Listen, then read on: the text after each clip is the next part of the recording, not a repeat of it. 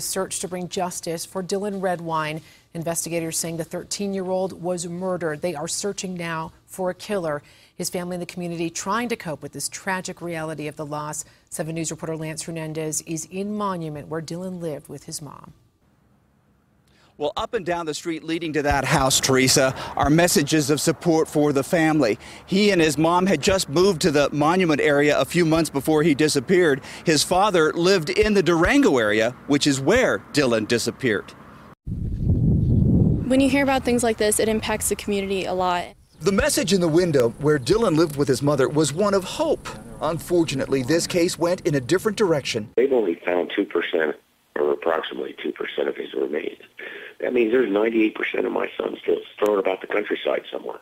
Dylan Redwine's father telling 7 News by phone that it's been very difficult coping with the news that his son is dead and that only partial remains were found in the high country 10 miles from his home near Bayfield. 2 young neighbors wrote a message in chalk on the road to the home where Dylan lived with his mom in Monument. It says, "Dylan, always loved and never forgotten."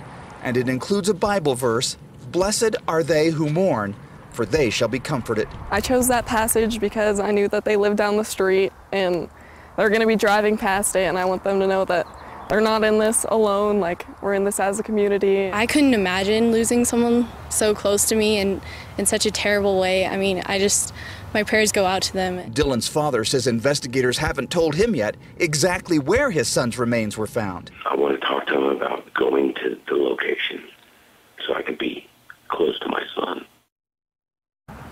Dylan's mother releasing a statement a short time ago calling the death a crushing blow to the entire family. She said, "While we have found him, we still don't know what happened to him and are determined to find out. While we continue to honor our sweet boy, Dylan, our next mission is to get justice for Dylan."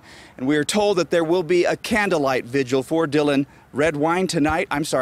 That is in Bayfield tomorrow night at 8:30. That's at the Eagle Park in Bayfield. Reporting live in Monument, Lance Hernandez, 7 News.